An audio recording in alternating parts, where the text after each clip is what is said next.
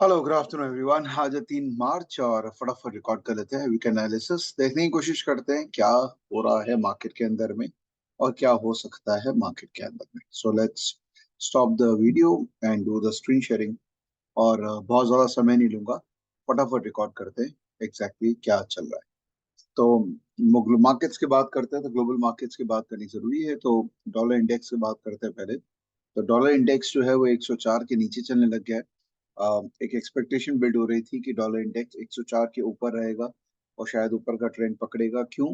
क्योंकि जो यूएस का यील्ड कर्व है वो 4.25 4.2 के ऊपर चल रहा था, बट ये रिवर्सल हो गया। I think it's largely because again US के अंदर में डेटा जैसे जैसे रिलीज होते हैं वैसे वैसे एक व्यू चेंज होता है। काफी ज्यादा डायनेमिक मार्केट हो रखा है यूएस अभी, और उसका इम्पैक्ट डॉलर पे है और उसका इम्पैक्ट हमारे मार्केट्स पे भी आते हैं। तो reversal of US yield curve and reversal of dollar led to kind of reversal of equity market also. तो अगर आप इमर्जिंग मार्केट इंडेक्स देखिए, ये 40 के ऊपर ट्रेड करने लग गया है, which is a very good sign. And similarly अगर मैं बाकी यूएस इक्विटीज को भी देखूं, चाहे वो नस्डैक है, चाहे डाउ जोन्स है, ये सब अपने बहुत हाई पॉइंट के ऊपर में ट्रेड कर रहे हैं। तो ग्लोबली इक्विटी मार्केट्स के अंदर में तेजी है, और वही तेजी जो निफ्टी है वो दिखा रहा है। तो निफ्टी अपने ऑल टाइम हाई लेवल 22,380 के ऊपर में ट्रेड कर रहा है। So do we consider market को भी बुलिश? वेल, डेटा तो ये बोल रहा है कि मार्केट जो है वो बुलिश है। हैविंग सेड दैट, मैं अभी भी एक पॉइंट ऑफ व्यू से थोड़ा रिजर्व्ड मोड पे हूँ। वो ये है कि जो स्मॉल कैप और मिड कैप है, जो कि इसमें बहुत बड़ी तेजी आई है, स्मॉल कैप और मिड कैप ये काफी ओवरबॉट जोन में है।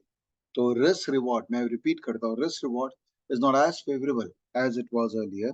निफ्टी इज ओके, निफ्टी के अंदर है मूवमेंट है, निफ्टी तेज है, प्रॉब्ली निफ्टी में continue to remain strong. But my concern is small cap mid caps के अंदर में जो ओवरबॉट मार्केट हो रखा है, थोड़ा सा कूल ऑफ अगर मार्केट में हो जाए तो आई थिंक बेटर मार्केट रहेगा। स्टॉक स्पेसिफिक अगेन, और वेरी सिलेक्टिव स्टॉक स्पेसिफिक काम करते रहना चाहिए। ये मैंने लास्ट टाइम भी बोला था, आज भी बोलता हूँ। मैं कभी भी शॉर्ट करने नहीं बोलता हूँ, मैं हमेशा बोलता हूँ be very mindful of the stocks where you want to build position. Because बिना माइंड के, माइंडलेस होके बस खाली जो भी स्टॉक जो भी बोल रहा है उसमें घुस जाना, ये समझदारी नहीं होती है। तो be extremely mindful. Market breadth, जैसा कि अपने लोग लास्ट टाइम डिस्कस किए थे, इसमें अभी भी रूम है कि मार्केट थोड़ा ऊपर जा सकता है, और ओवरबॉट नहीं हुआ है, अभी भी इसमें ऊपर जाने का रूम है। सो स्टॉक स्पेसिफिक एक्शंस की बात करें तो अभी at this moment I am focusing only on stocks जिन स्टॉक्स के अंदर में फंडामेंटल सपोर्ट कर रहे हैं। तो देर आर टू कॉम्बिनेशन जिनको मैं देख रहा हूँ। एक ये कॉम्बिनेशन है, नया कॉम्बिनेशन जिनसे स्टॉक्स निकाल रहा हूँ। इस कॉम्बिनेशन में वो स्टॉक्स है जो अपने लाइफ टाइम हाई के आसपास है, तकरीबन 15% ऑफ लाइफ टाइम हाई के आसपास है, और जिन्होंने लास्ट 10 साल के अंदर में अच्छे फंडामेंटल्स दिखाए हैं, और अभी जो उनके फंडामेंटल्स है वो लास्ट 10 साल के हाई पॉइंट पे है, चाहे वो नेट प्रॉफिट है, चाहे एबिटा है, एक्सेट्रा। ये जो स्टॉक्स है इनको मैंने नाम दिया हाई ऑन लाइफ स्टॉक्स।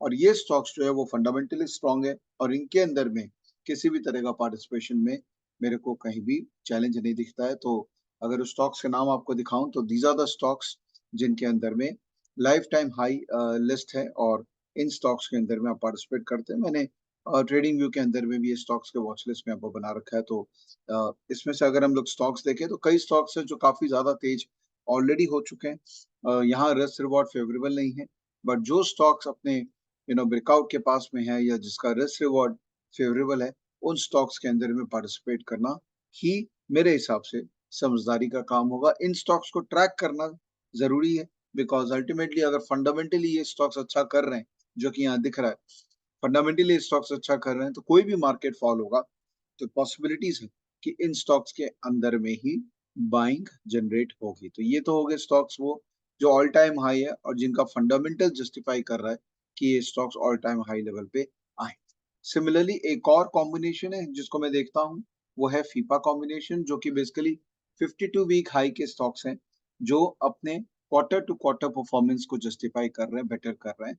तो ये फीपा स्टॉक्स भी एक अच्छा कैटेगरी है जिसको देखा जा सकता है। तो ये सारे स्टॉक्स हैं फीपा वाले, जिसमें से वो स्टॉक्स जिनके अंदर में अगेन रिस्क रिवॉर्ड फेवरेबल है, उन स्टॉक्स के अंदर में ही पार्टिसिपेट करना चाहिए। जिन स्टॉक्स में रिस्क रिवॉर्ड फेवरेबल नहीं है, जिसमें मोमेंटम नहीं है, उन स्टॉक्स को for the time being avoid करना चाहिए।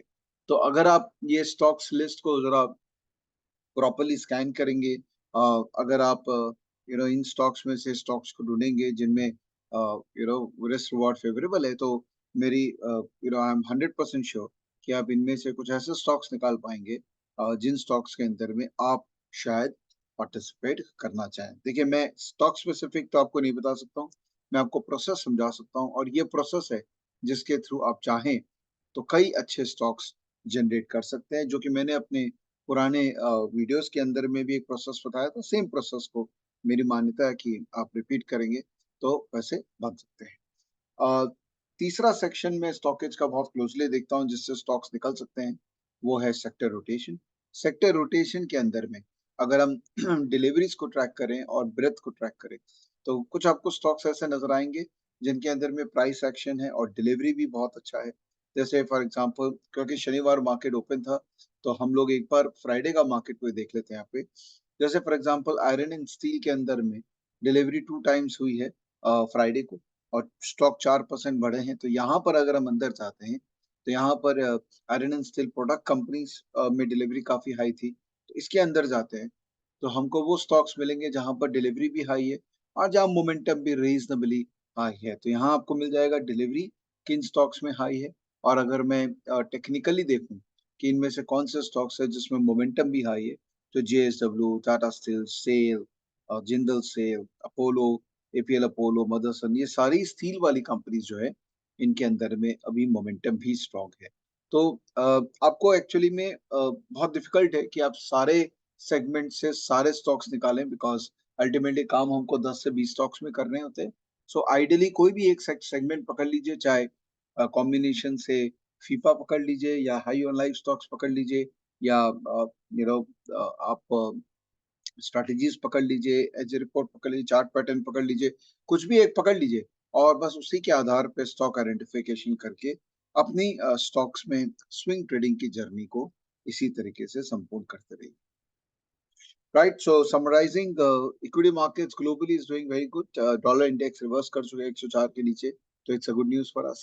तो निफ्टी में कमजोरी नहीं दिख रही है किसी भी हालत में, बट डेफिनेटली स्मॉल कैप और मिड कैप इंडेक्स जो है वो ओवरबॉट है।